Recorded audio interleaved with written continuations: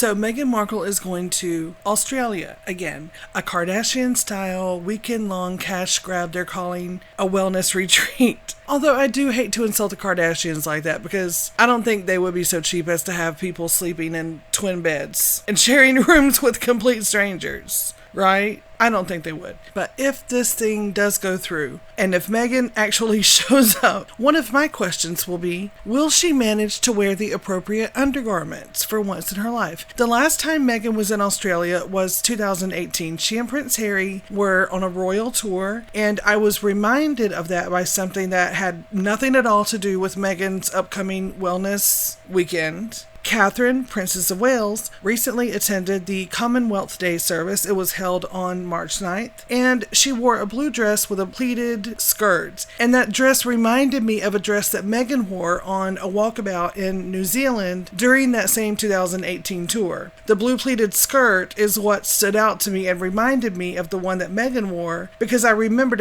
there had been some scandal attached to it. So of course I looked it up out of curiosity, and here we are. So at first glance, and because of a detail around the back of the waist, as well as the double-breasted bodice, I thought this dress Catherine wore was actually two separate pieces, but it's actually a coat dress by Catherine Walker, and it has these beautifully tailored shoulders that give such a clean, beautiful line. I love how Catherine tailors the shoulders of her jackets and also some of her dresses in this way. For example, depending on who they're honoring or what date is being remembered, Catherine will sometimes wear military-inspired jackets or even coat dresses, and this kind of tailoring with the shoulders has such an impact. So the fact that I saw Catherine in this blue dress and immediately thought back to 2018 shows how a look can stay with you for whatever reason. For Catherine, that reason is that the gold standard has become her standard. And for Meghan, it's because of all the times that things have gone awry with her wardrobe, all the things we've seen that we now just cannot unsee. And there's nothing we can do about that. There's no recompense. There's no compensation. There's not like a complaint department we can't write into. There's nothing we can do. We just can't unsee all the things that we've seen, okay? We're just going to have to live with that. And one of those moments happened during that 2018 tour. Here's the dress that Meghan wore that Catherine's dress reminded me of. This is Givenchy, and it's actually a sweater and a matching pleated skirt. Meghan's outfit here is elegant, tasteful, appropriate, if you don't look too closely or for too long. Oh, and this must have been one of the days she was allowed to wear color. Oh, so that must have been so exciting for her. She's finally allowed to wear color, and she goes with sheer. All the inner pleats of this skirt were sheer, and she wore underwear several shades darker than her skin tone. So, as you can see, every time she took a step or knelt down, every time she moved, her actual panties were clearly visible. You know that line, it costs a lot of money to look this cheap? When you get into just how much money Meghan spends on some of the ridiculous clothes she wears, then you will understand exactly why she looks as cheap as she does all the time. And there's nothing wrong with this skirt. What's wrong about this is that it's completely inappropriate for a working royal to wear on a royal tour, or anywhere for that matter, while representing the crown. And Meghan might have decided she didn't agree with that rule. But Meghan also knew the rules. She knew what she was signing up for when she married Prince Harry, and that these were not the kind of rules that were meant to be broken, yet she broke them time and time and time again. And I guess she just thought that they were just going to keep putting up with it. She was wrong. And even before this dress incident, there was another situation. Harry and Meghan were invited to the wedding of one of Harry's friends on August 4th, 2018. She wore a Club Monaco color block shirt dress with short sleeves. They're almost cap sleeves, really. It's a beautiful dress, and it has a black collar with a navy blue top. And then the other colors in the dress include olive, pink, and white. So it's a wonderful summertime dress. But Meghan substituted the belt that the designer meant to go with the dress for some unknown reason, and she opted for another belt that's made of, quote, super soft lamb leather. And that belt is thicker, chunkier, or as my daughter would say, chunky, and also shinier, nothing like the material of the original belt that the original belt is made of. And not only did she switch out the belt, she also decided to wear a very lacy, very busy, very visible black bra underneath this dress. and she left the buttons open to ensure that the bra would be visible. So in the end, the fact that this dress was a perfectly lovely dress for a daytime wedding, and what could have been a nice, appropriate, beautiful look got swallowed up by this chunky belt that didn't match, and the look at me bra that was hanging out of the top of Meghan's unbuttoned shirt dress. Oh my goodness. The bra was bad enough, but it really is a shame that a lamb had to be sacrificed so she could wear a belt that had no business being worn, period, much less with that dress. Of course, I'm all for animal rights. We have 2 dogs and a cat. They're family members. They're loved. One of them is Major, is laying right beside me right now. Animal rights, it's not a cause that I dedicate my life to. I'm not a vegan, for example, but there's something about a belt made of super soft lamb leather that just sticks in my craw. You know what I mean? You know how, like, some people just don't care, and those people are asses, and some people, like, they dedicate their life to animal rights. And then there are so many of us that we're like, okay, I'm not going to die on that hill, but yeah, animal rights, I'm all for that. I'm one of those people. So before I choke on the thought of a soft lamb leather belt, that just sounds horrible. Let's get back to this dress. The lace and texture of this bra that Meghan wore was so loud, and we've seen Meghan leave her shirt unbuttoned before, and she'll reach up and pull at the collar, like on either side around the neckline, to like pull the shirt open to show her chest for whatever reason. I don't know. I've seen her do it like so many times, and I never knew any more than I did. I'm not sure what she was trying to show, but I never saw anything. But my point is, you want a smooth foundation, a smooth base, if you will, for your clothes. This bra she left hanging out when she attended this wedding. There's underwear and then there's underwear, right? Like these bras with lots of lace and bows and texture, that's lingerie, and there's definitely a place for that. But if there were like a scale, these lacy bras with lots of texture would be closer to intimate apparel, right? It might be something that you would wear when you're with your partner or on a romantic date. It's just the 2 of you. Or you might wear it in situations like, I'm thinking like nightlife, where it's fine if the lace of a bra or a camisole or whatever is showing. Like, my mind is going back to the club days. My mind is going way back to my misspent youth and the club days.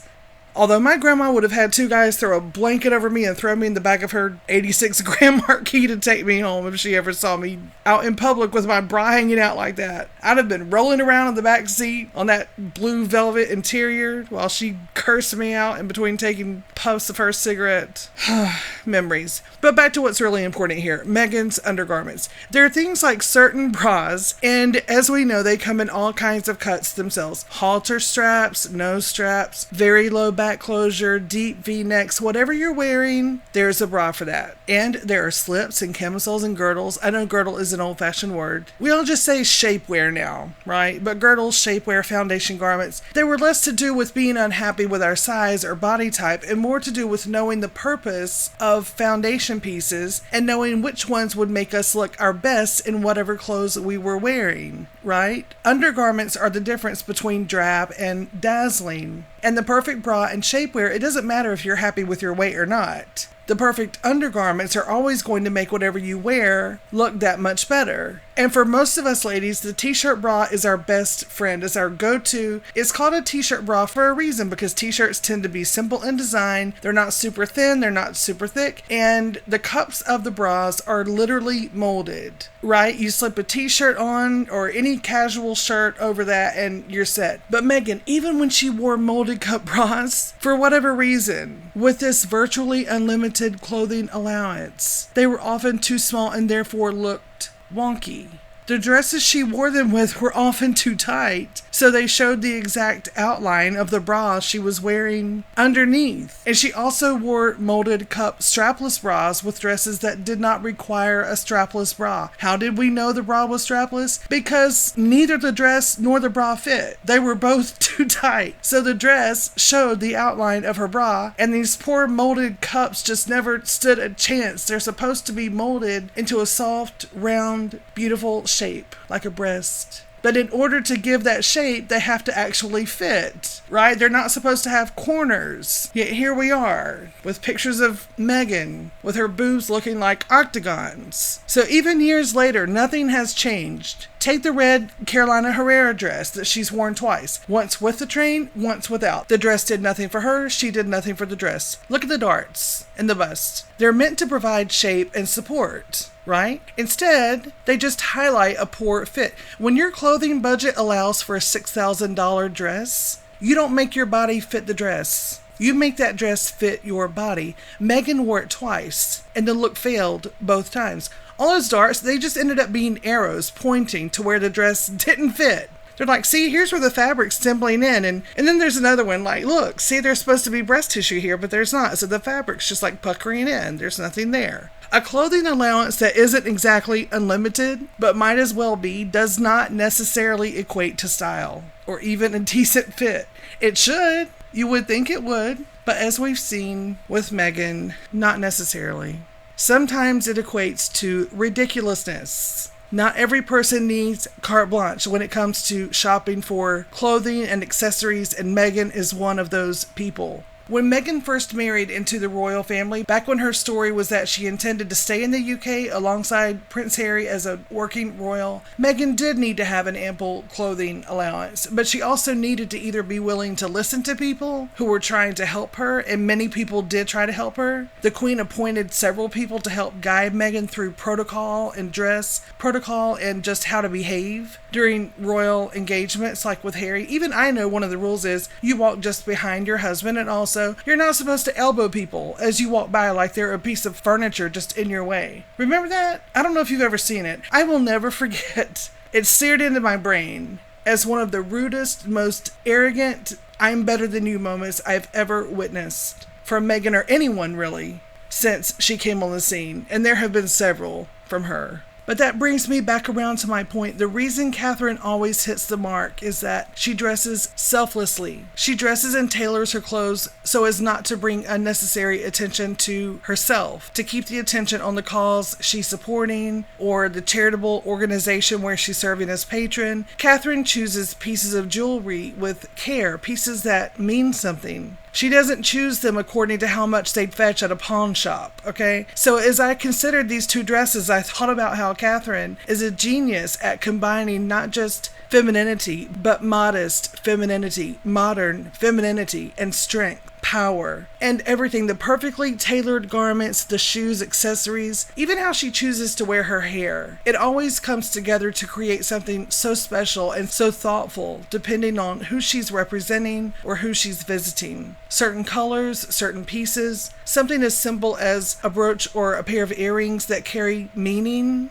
and so much history, something so seemingly insignificant can mean so much, and that matters to Catherine. She pulls it off so effortlessly because you don't immediately notice how modest her style is. If Catherine's mission was to just turn heads, if her aim was for everyone to pay attention to the dress or the suit or the shoes, if her goal was to dress in a way that would ensure people would admire her, this would not be her style. Because dressing for the sole purpose of calling attention to oneself always looks gaudy. It always looks gauche. And when a person steps out and the only thing anyone can say about what they're wearing is whatever was on the price tag when they bought it, that speaks volumes, especially when the tag is still hanging from their dress, just waving in the wind between their knees as they step off a plane thinking they look superior, which is exactly what's going on with this picture right here. Meghan. She doesn't look classy. She looks arrogant. She looks egotistical. She looks starved for attention because she is. She doesn't come off as a person who values the things in life that money can't buy. She comes off as someone who values things that all the money in the world could never buy. And that's why no clothing allowance in the world will ever be enough for Meghan. It's why back when she and Harry were still working royals, even Charles would have to sit down before he'd look at the bill. Her expenditures were so far beyond the pale. They would send him reeling. He covered the clothing allowances for the working royals at that time as the Prince of Wales. It's pretty bad when the most powerful royal family in the world takes a look at a bill and says, "Oh my God, this is getting out of hand, Meghan." Okay, we're gonna need to tighten the belts. You're in the wrong place. You're in the wrong country. You're in the wrong Commonwealth. You need Saudi money for this kind of shopping. Yeah, this is London. Yeah, we're the official economic capital city of the world. But you need like undercover type money if you're gonna try to shop like this. We can't foot these kind of bills and just keep it above board, Meghan. Okay, where were we? In 2018, Meghan spent over $500,000 in clothes and accessories. And look where it got her. She has failed at everything she set out to do, and she's looked like a mess doing it every step of the way. And there's a video coming up with more about that right after this one because, like I said at the end of the last video I posted, I cannot keep up with this woman and her chicanery. So thank you for spending a little of your time with me today. It really does mean so much. And until next time, take care.